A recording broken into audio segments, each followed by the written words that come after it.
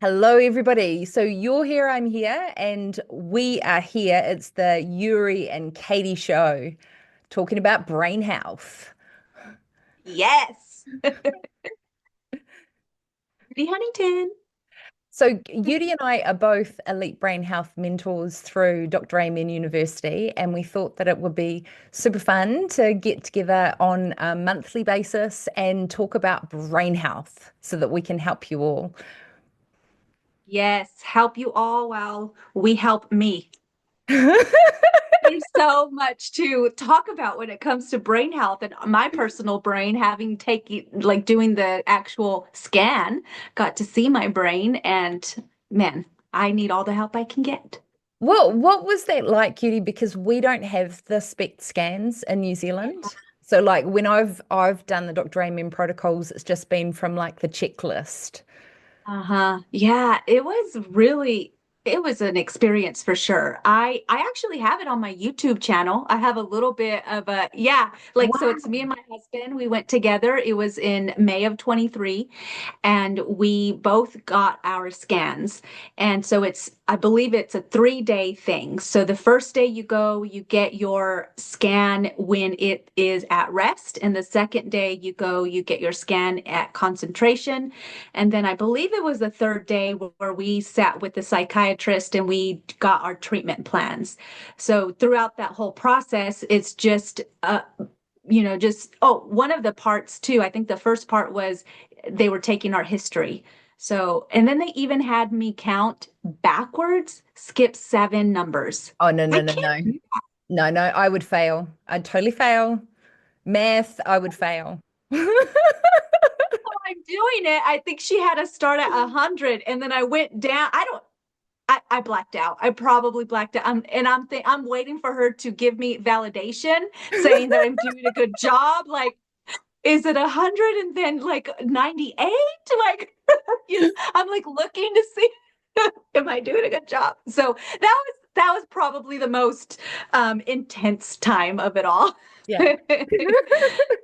And, Yeah. and were there, when you saw it, were there surprises for you? Yeah, there was so many surprises. So I like to show my scans to my clients like so I don't like put it out for the world to see. I'll show you, Katie, but but when I saw my scan, I I saw the emotional part. So there's that the surface view and then the emotional brain. And when I looked at that emotional where it has the red and the blue and the white, that the part on the bottom is the cerebellum. And I asked the psychiatrist, I said, when you look at my scan, what is the most alarming, And she pointed at my cerebellum and she said, there's not a lot of Oh, action sorry, going on here. I've got my son. My son is going to be part of here. What So is it? The mail is here and your passport is here and you have to sign it. Okay, go get her to come in. Sorry, here, Yudi. yeah, Hold on, I'll pause it. I'll pause it. Okay. is an issue. Right, intermission over. Let's go back to your cerebellum, Yudi. So my cerebellum, I asked her what was like the alarming thing, and she said the cerebellum, there's low activity.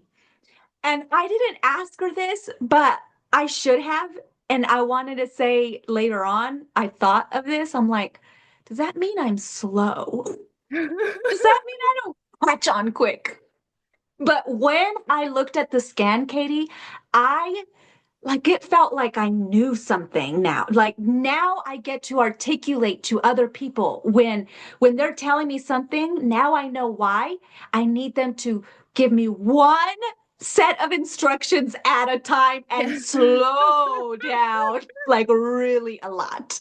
Yeah, wow. So, and you know, I talked to my husband about me, our husbands are our therapists and just everything, sometimes like bless their little hearts. But I just poured my heart out to my husband Paul because I struggled with learning in school, like elementary school and high school. Like I struggled. I wasn't smart. I was the last one when it comes to math. We were talking about math earlier. I was the last one to finish my my times tables sheet. I was the last one all the time. And Marita was the first one. She was so smart. So she was intimidating, you know? And Marita in third grade was trying to teach me how to read a clock because I couldn't tell time at third grade. So it just numbers and math was always really hard for me. But I know now, like I say all that because after I look at the scan, and knowing what I struggled with growing up and how I still struggle today, even though I have a master's, my husband reminds me that Yuri, you're smart. But Yeah. the work I have to do so that I could be smart is a lot. Yeah. And But and do that's you think because though, Yuri, that like what you're saying about your brain, because my son has dyslexia and we've all got ADHD, right? Do you think that it's just that the learning system is set up for a certain brain type? like the school system. Yeah. Oh my gosh, yes. Who decided to throw all kinds of kids in one class with one adult and teaching one way? Like who said that that was the way? Yeah. I still can't get it. It's wild to me. So yeah, no, it's the way that the system has been set up ages ago has not changed. It has not progressed with human evolution. Like we literally have evolved, not that we're different from when we were first created, but that the learning and the awareness of the way we learn is different. Yeah. So why we're not changing with the times, I don't know, but I'm not in charge of that. So Yeah, because that's what I was saying. My kids are learning their times tables, and I said when we learnt, we just had to write it out, write it out, write it out, write it out, write it out. And I used to do this with my lines when I was an actress. mm, I just write it out, write it out, write it out, write it out. But similar to you, it was so hard for me to remember, mm, so mhm. hard. So Yeah. when you had your scan, what was the outcome? What were the changes that you Mm. made? Oh gosh. So the changes that I was supposed to make and the changes that I did make are different. I know, I'm just being Love honest. you. Oh, so the eating part and the exercising. So one of the things that is good for our cerebellum is so cerebellum is in charge of our thought coordination. So when we're learning something new, our cerebellum is talking to our prefrontal cortex, and it's a process. It's giving that information. So for me, in order to bring more blood flow to my cerebellum, they told me that I had to do exercises and particular exercises like the eye-hand coordination. So anything to do with the eyes and having to hit a ball, like tennis or ping pong, things like that, the racket sports. That is very helpful for the cerebellum. And I also recognize for me that also for cerebellums, learning dances because you're getting your body to pay attention to the beat and go with the beat and then choreograph the moves. And so everything about me is working, and sometimes I look a little wild, but no one's in my room when I'm dancing. So that is my cerebellum at work trying to make it happen. But once I get a particular, because sometimes I'll go on TikTok and I'll try to like do one of those moves that they have. And so I'll play it over and over and over. And then it's hard. I look like a wild animal, but as I keep going, my cerebellum is catching it. It's getting, it's getting there, and then it becomes, it's no longer new learning. It's a habit. That dance move is a habit, and so now my cerebellum, it's just getting its a little workout too. So dancing is one of the things that I started implementing, and they also talked about what foods to eat. And I can't even go into that detailing because I am not there yet. I'm trying to do better in my nutrition world. Yeah, but I think it's a journey, and what it was really interesting when I did the book launch and I did a little workbook for everybody with nutrition, And I actually went back to the very, very beginning of when I started, when I had, binge eating disorder, right? And all I did was I cut fizzy drink because I was drinking a lot of fizzy drink. And I started there and I switched, or sugar, and then I switched to diet, which I know isn't good. Like as a naturopath, I know it isn't good, but it was Yeah, just like these tiny switches over time, that's so good. you know? Like, and I think Yeah. there's so much judgment. Like even now over Easter, oh my God, do you know what I did over Easter, UD? So I bought What? some, do you get Lindt chocolates in the States? Yeah. Yeah, yeah, yeah. Yes. So I bought some Lindt balls for the family for the Easter hunt, and I bought some sugar-free chocolate, like a great big block of it. So I thought, I might just have one Lindt ball. And then by the afternoon, I had eaten the entire bag and the entire block of chocolate and my daughter's Easter bunny. And I had migraine for 2 days. Yeah. That I would be right there with you. I would be eating right there with you, so I would not help.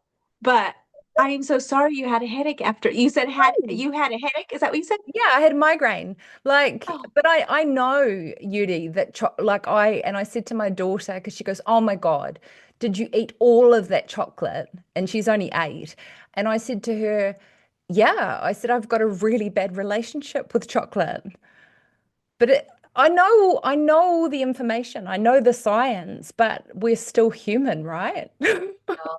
I know. Oh gosh, Katie, that's so good. What would you say to someone like me? And everything you just said was so good, like doing one thing at a time. But what would you say to me, someone who is just because I think you're, even though you just shared that story, I think you're a lot better with eating well. Like, and you're working out. You're very consistent in all of that. But Mm. you didn't start there. You had to really discipline yourself. And that is the brain. Our brain is the organ of our behavior. So what would you say there? I think the biggest catalyst for me, and that's from being, like 60 pounds overweight when I was 18. I think that you turn around and what I came to was that if I don't do the thing, I'm going to feel worse, and That's good. I would just start like, I mean, water, if you're not hydrated, you're going to crave sweet and you're Mm, going to feel hungry. Like the thirst reflex is similar to the hunger reflex in the brain, that if you're not hydrated, you're going to feel hungry and overeat. And then the second major thing is fiber. Like if you're not okay. getting enough fiber in your diet, you're not going to feel full. And all of those foods, like my chocolate, like they're addictive. Yeah. Yeah. They're You addictive. couldn't stop. You No, couldn't stop. That whole bag is gone. It's forever. It's just over. Your daughter will never have that bunny.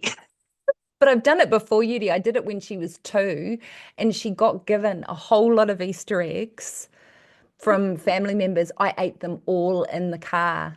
She had nothing. She had nothing, Yudi. You took that for your daughter. You took one for the team. You're helping her out. You are a good mother. I listen.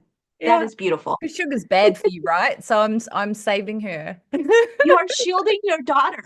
Let's do parenting classes. All Yeah. right. And this is going to be part of the main focus. Yeah, parenting and brain health. This is amazing. Oh man. Well, in Brain MD, they sell delicious chocolates. I actually just had a taste of, oh man, I don't have them with, oh, I think I do. Oh, do you? I think I do. I think I do. If I am this good, I am going to be so proud of myself. Look at me. Yeah. I'd eat them all though, So, Yudi. I'd eat them all. It's the way I'm but wired. they're good because vegan, non-GMO, sugar-free, gluten-free, cholesterol-free, and they're good for your brain. This is brain in focus, and this is brain in love, Yeah. and they I, are tasty. I don't know. I think there's like for me, and I really want to get my brain scanned at some point, whether I Uh, come this year or next year. But like I've got such an addictive personality that even if it's healthy, like I'll go on it. Like I think that's why I have to be so disciplined. Because I've trained as a keto coach as well, and I'd make fat bombs, Okay. like keto fat bombs. So I was all in the macros and everything, but I would eat an entire tray of keto Okay. fat Yeah. bombs. Like there's something Yeah. just in my brain that Yeah. I'm like an addict. I need to just not have it, because as soon as I have it, it's on. Okay. Yeah. And that's what you know about your brain even before you have a scan. And so that is though, because you're paying attention to yourself, your actions, your behavior too. But you're also, what other, because you got a lot of certificates and knowledge in all of your realm of learning. Would you say that that was helpful too for you to Oh, know God, about? yeah. God, Yeah. yeah. Yeah, yeah, yeah. I mean, for both of us, I think the AMEN certifications has taken the shame and the stigma Yes. out of it for Yes. me, and being able to go, okay, well, it's the anterior cingulate that Yeah. has locked on to chocolate, and Yeah. it's not letting go, you know. Yeah, that's good. Our interior cingulate is the brain shear, a gift. What is it? Shear gifter. The gear What? shifter, the sheer gifter. It is the My sheer gifter. cerebellum. Come on, Sarah. Come on, Sarah. That's what I Is call my brain. is that what you call your cerebellum, Sarah? Yes, I call my brain Sarah. So when I'm a little slower, Yeah. my husband Paul's like, well, he doesn't really do this. I do this to myself. I'm like, Sarah's not working a lot right now. She's just a little sleepy. She's sleeping today. Yeah. So why I why tell did you, there you was get why did you get into brain health, Yuri? so when I started my life coaching journey, I knew I wanted to learn more about like just kind of give myself more tools in my toolbox for as a life coach. And I went to this conference and there was a booth by Dr. Daniel Amen, and I went to go look at the stuff. And he then had a part of the conference where he was talking about the brain. And I'm like, I want to know everything he knows. That everything he was saying was fascinating to me. And I've never been so in love with the brain like I am now. But even before I knew for myself I always wanted to be a psychologist. Like when I was little, I wanted to do that. I never thought of it about the brain. But when I started hearing him talk that the brain is the organ of the mind, I just fell in love with that language. And I knew there was more to what I was learning because I have my undergrad in psychology. So I knew there was more, you know? So that's when my interest started peaking. And I had the thought, like, I'm going to do that later on in life. Mm. But I always said, you know, I don't have the time and I don't have the money to do all that right now. But in January of 23, my nephew um, decided to end his life. And that was the most tragic thing ever that happened in our family. There was a lot of other things that led to that. And so after that, I had, you know, life just is different after that. And I said to myself, what am I waiting for? Because if there is help for someone like my nephew and even knowledge for someone like his mom, my sister, to know how to help in different ways, you know? So that's when I really jumped into the whole brain health journey because I had the desire, but I never did it. Mm. And after the tragedy, I all of a sudden had time and money. So Yeah. we prioritize, you know, I had it the whole time. So when it became life and death for me, that's when I chose life and started learning about the brain and how to help people overcome whatever stuff they're going through. Uh, So that's what got me into it. Wow. And it's really interesting what you say about we use the excuse of not having time, not having money, even if that's reaching out and getting support. Yet when it becomes an emergency, Yeah. when it becomes right in your face, and you almost, because we've had 3 deaths in the last 5 months. And, Wow. like I said to my husband, it rattles my mortality as well, because you think, well, we don't know if we've got a tomorrow. So we have to, like Shawshank Redemption, one of my favorite movies, you got to get busy living or get busy dying. Like it's, you know, That's true. and if we can Yeah. help people, right? If we can help people along the way. Oh, I know it. Yeah. And isn't that what got you into it too? Because you wanted to start helping people along the way with your journey. No, I wanted to help myself. Yeah. Was purely selfish. Like if I look back at all the study I did, apart from the Wait, second time you've called yourself selfish. Like, well, and another time we talked, but you are not.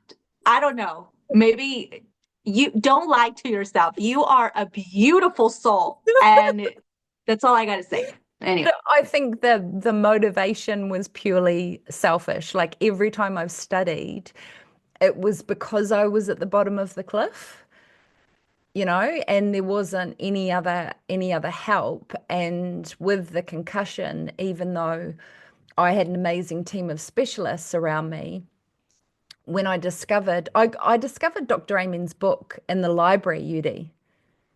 That, that Yeah. Yeah. that's how I started, and my anterior cingulate clicked on, and I became obsessed with his protocols because a lot of the protocols were similar to what I'd studied in naturopathy, Uh-huh. but Uh-huh. nobody had put it together for the brain. I didn't know.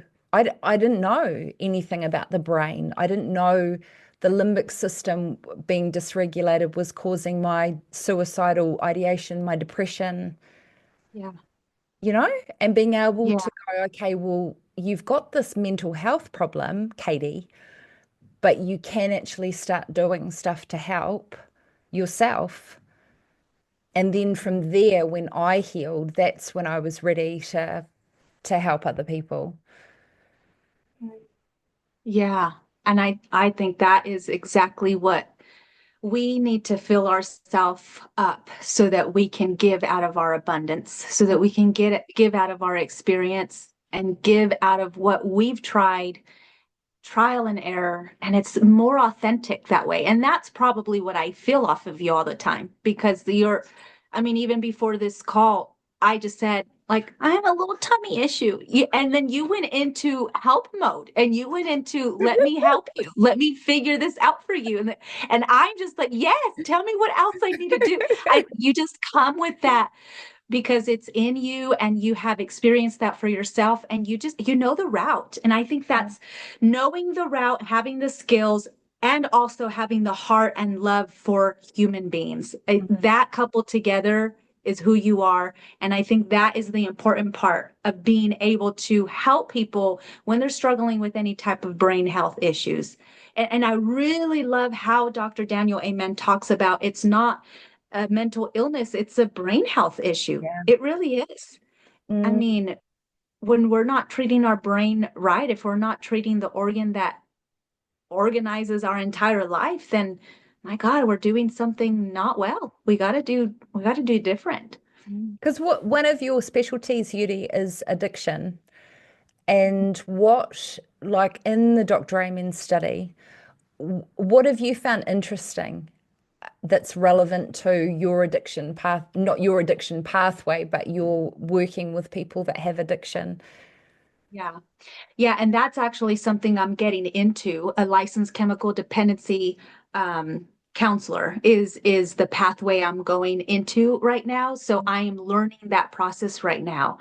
But for me right now, on how I can come into the kind of helping field is my own experience because I was doing drugs myself when I was 15 and I was on drugs up until I was, late 19, whatever. And knowing that first for me, it was this thing of, oh, I just want to try it. A dumb little 15-year-old at a party just wanting to try it.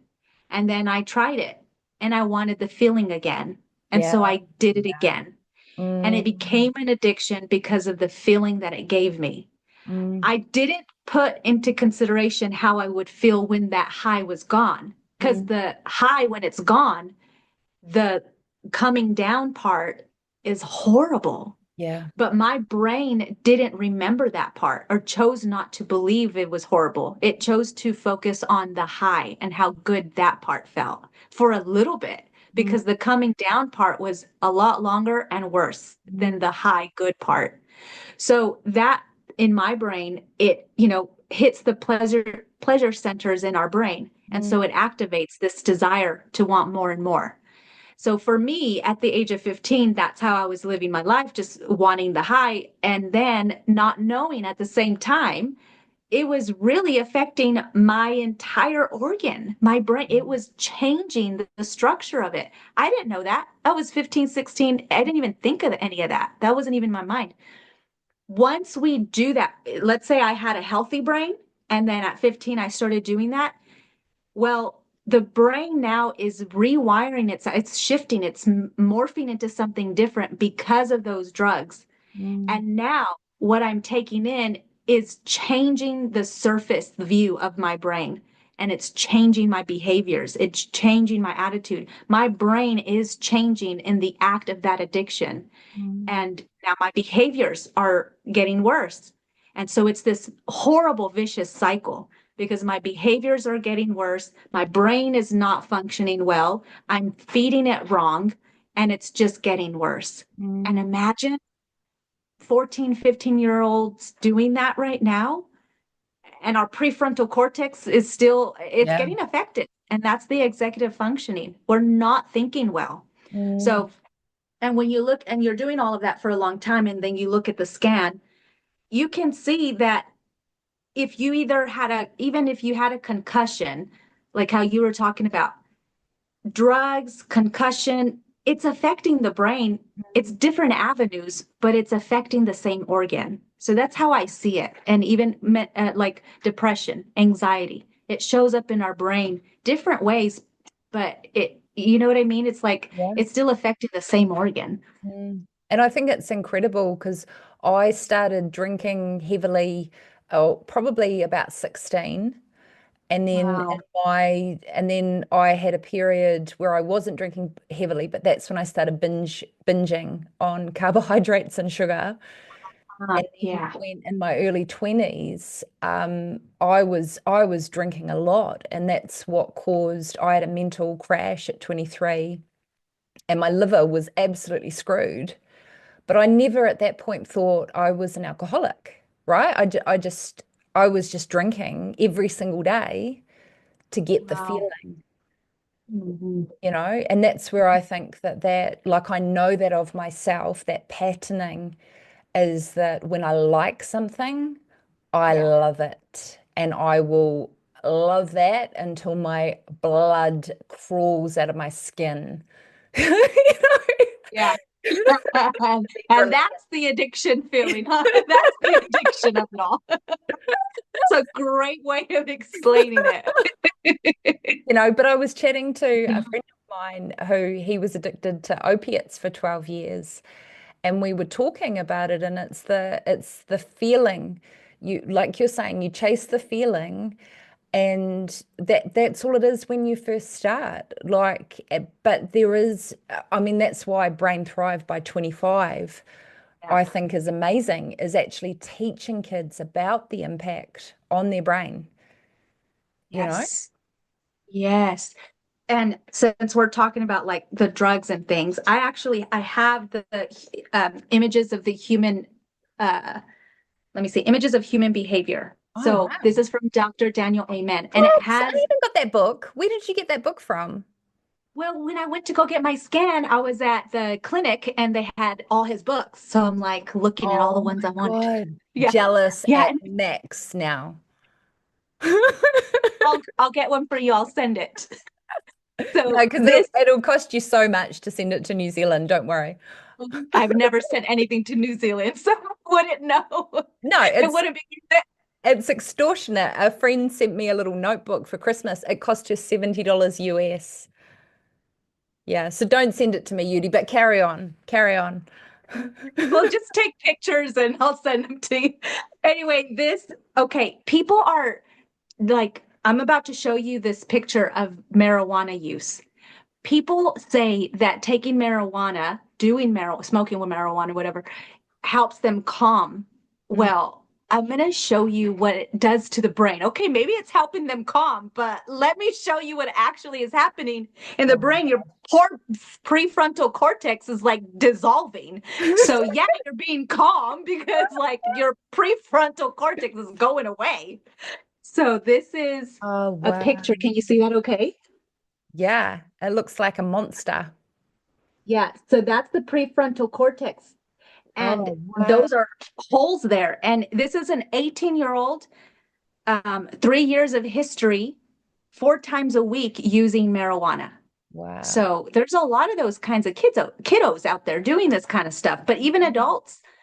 And it's being legalized, in some states here in the States, California and Denver, Colorado.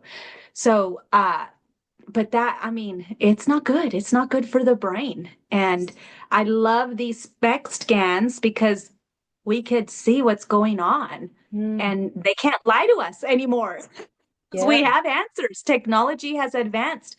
We're not we're not like desperate people over here trying to figure out what's going on. What do the big people say and know? It's not like that anymore. We have access to these things where they can't lie anymore. The truth is that we can see that it's not okay. It's Yeah. not okay.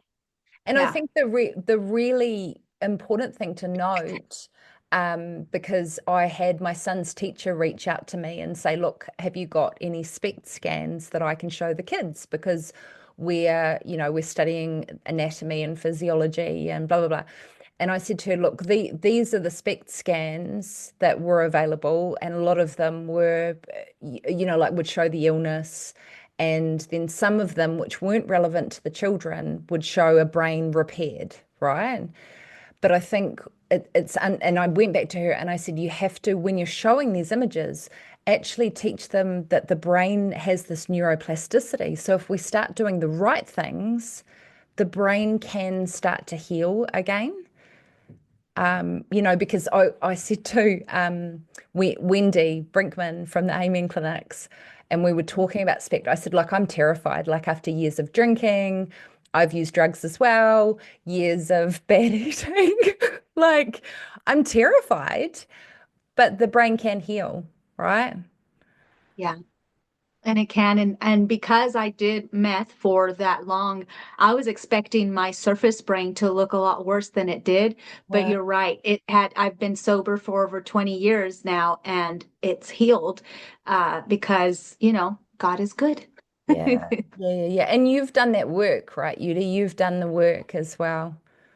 Yeah, I've done the work, I've done the mental work, I've gone to therapy, I've done CBT, and that helps. And Dr. Amen talks about, I think it's the 5 questions asking, is it true? Is it absolutely true? Like that's a form of CBT therapy, just reframing the thoughts and thinking about what we're thinking about. That is what rewires our brain too. It's the psychological process that helps us see things differently. Therefore, our brain shifts into a different direction. And it literally is amazing to see that neuroplasticity in action. And we could see that in scans. That's beautiful. And I think it's so important as well, like what I've seen over the years with my clients and also myself, is that we don't get stuck in the diagnosis or the label, and we actually go, okay, well, okay, my Sarah-bellum, I love that, is offline, but what are the strategies to help her? Yeah. What are the strategies if I've had, years and years of binging on alcohol or using drugs? What actually are the strategies to heal? Because I think I've seen this in myself and also in others, is we get stuck in feeling broken, you know? And then that's where the shame comes in, because you go, okay, well, if that's the brain of a meth user and I use meth, then, I should have never used meth. I'm not using meth now. Do you know what I mean? Like the shame cycle that happens for people. Yeah, yeah, and we do get stuck in that if we're not careful. We get stuck in that shame and guilt. But that's why it's so important to have a community of people and a life coach, a brain health coach that helps us get out of those types of thought patterns that go just down in a spiral. And we could break that, just like you were talking about the cingulate, we have to break that by shifting our thoughts. And sometimes it's hard, but if our brain is neuroplastic and it has, like, it knows there's a one neural pathway going down one way, but we break it with a thought, then we just start shifting it.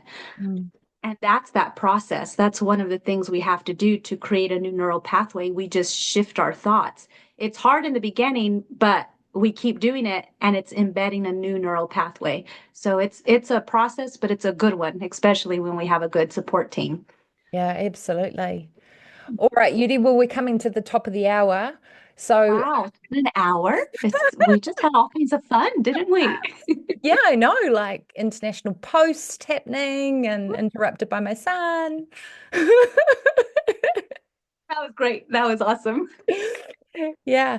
So So we'll get all of your details and my details for the Yuri and Katie show, and we'll reconvene next time. Maybe if people want, if they're interested in brain health and they've got questions, they can pop them in the comments and we can cover some content for them. What do you reckon? I think that's great. If there's any questions that anyone might have, just whatever, random things. We have books we can look through for you, okay? Well, I do. I don't, Katie doesn't, but I'll look at this. Yeah, Yuri will use her book and I'll just sit here. You could use the book you authored, Miss Author, over there. There's not many pictures. There's not as many pictures as that awesome special Dr. Amen book. It's quite fancy. But yeah, we can absolutely we're gonna do this once a month. And right? Is that Yeah, I reckon. I really Okay. like you. I think until we fall out, we could just do once a month. I like it. So, well, whatever questions you guys have, we may not know the answer, but we might be connected to the people that do. So we will get those things answered for you. We're just here. But also, are you also actively taking on clients, Katie? Like, would they be able to find you? Yes, yeah. I'm taking on a few. I've only got a few spaces at the moment. But you are, aren't you, Yuri? You're opening for business. Yes, I will be full-time coaching. So not full right now. I still have I'm not so available, but you can find me at yurihuntington.com or Huntington Coaching on Facebook, and you can contact me through that stuff there. It's awesome. Thank you so much, my friend. We'll connect soon. Yes, thank you.